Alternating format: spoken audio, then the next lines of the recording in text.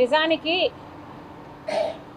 పోలవరం నుంచి attention divert చేయడానికి మాత్రమే ఈరోజు బనకచెర్ల గురించి మాట్లాడుతున్నారు.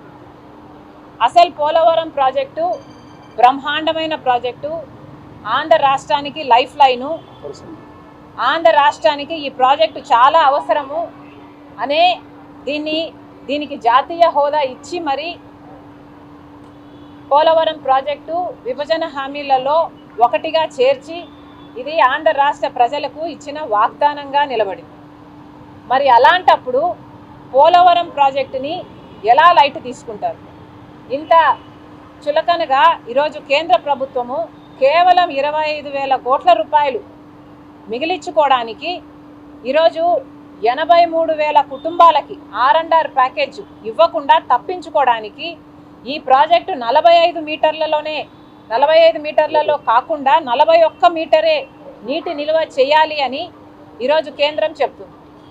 ఒరిజినల్గా 2019లోనేమో దీని రివిజన్ జరిగినప్పుడు పోలవరం పూర్తి చేయడానికి 50,000 కోట్ల రూపాయలు అవుతుంది అనుకుంటే దానికి కేంద్రం మేము మొత్తం 50,000 కోట్ల రూపాయలు ఇయ్యము, దీని ప్రాజెక్టుని 41 మీటర్లకే కుదిస్తున్నాము అని చెప్పి పార్లమెంటులో సైతం నిర్మలా సీతారామన్ ఫైనాన్స్ మినిస్టర్ సైతం 41 మీటర్లకే ఇది కుదిస్తున్నాము, దానికి సంబంధించి మాత్రమే ఇప్పుడు డబ్బు విడుదల చేస్తున్నాము అంటే కనీసం ఒక్క ఎంపీ అయినా, ఏ పార్టీకి చెందిన ఒక్క ఎంపీ అయినా, ఆంధ్ర రాష్ట్రానికి చెందిన 25 మంది లోక్సభ ఎంపీలైనా లేక రాజ్యసభ ఎంపీలైనా, ఏ పార్టీ వాళ్ళైనా ఒక్కరైనా నోరెత్తారా?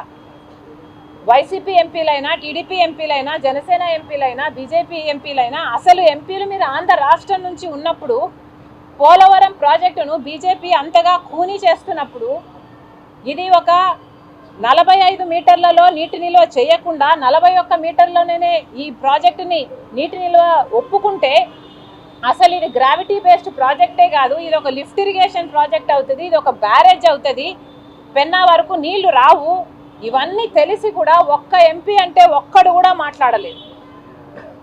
ఇది అన్యాయం కాకపోతే, ఇది దారుణం కాకపోతే, ఆంధ్ర రాష్ట్ర ప్రజలకు వెన్నుపోటు పొడచడం కాకపోతే ఏమిటి అని అడుగుతున్నాం.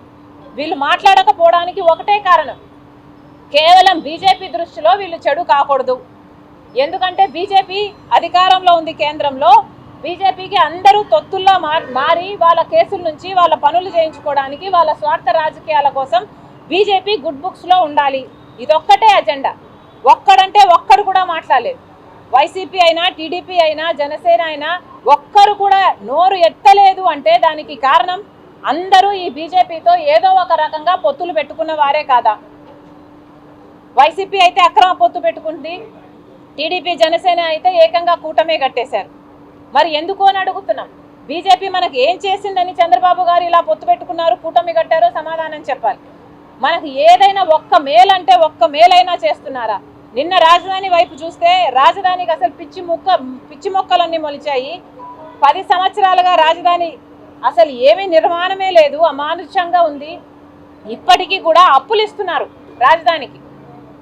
ఇది ఎక్కడ పద్ధతి అని అడుగుతున్నాం. కేవలం పోలవరం నుంచి దృష్టి మళ్లించడానికి మాత్రమే ఈ బనకచెర్లను తీసుకొస్తున్నారు అని కాంగ్రెస్ పార్టీ పూర్తిగా నమ్ముతుంది. బనకచెర్ల ప్రాజెక్టుకి 54,000 ఎకరాలు కావాల్సి ఉంటే 15,000 ఎకరాలు ఇది ఫారెస్ట్ ఏరియాలో ఉంది. మరి ఫారెస్ట్ ఏరియాలో ఉన్న ప్రాజెక్టుకి పర్మిషన్లు రాకుండా మీరు ఎలా ప్రాజెక్టు మొదలు పెట్టాలనుకుంటున్నారు?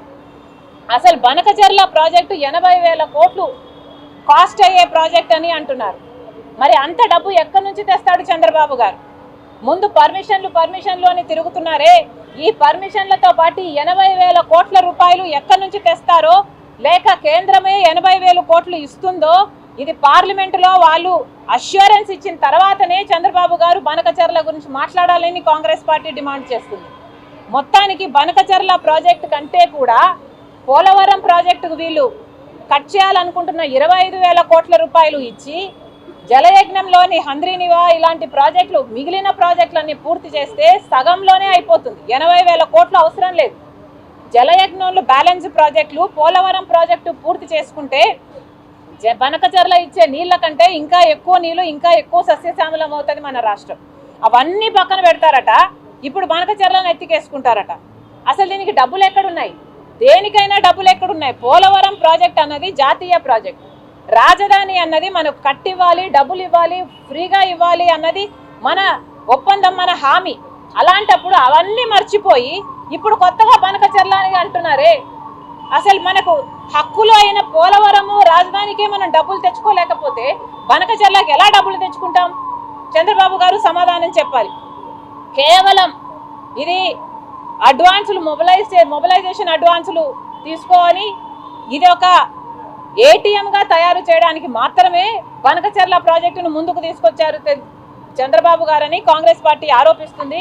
ముందు పోలవరం కథ తేల్చండి, జలయజ్ఞంలోని బ్యాలెన్స్ ప్రాజెక్టుల కథ తేల్చండి. అవన్నీ మాట్లాడిన తర్వాత బనకచెర్లకు అన్ని పర్మిషన్లు వచ్చాక డబ్బులు కూడా అష్యూరెన్స్ పార్లమెంట్లో ఇచ్చిన తర్వాతనే బనకచెర్ల గురించి ఆలోచన చేయాలని కాంగ్రెస్ పార్టీ స్పష్టంగా చెప్తుంది. హిందీ భాష పెద్దమ్మ లాంటిది, మాతృభాష లేదు, హిందీ భాష పెద్దమ్మ లాంటిది, దాన్ని అందరూ ప్రోత్సహించాలని చెప్తున్నారు. గతంలో హిందీ భాషని ఆమె వద్దొద్దన్న పవన్ కళ్యాణ్ ఇప్పుడు మద్దతుగా మాట్లాడారు.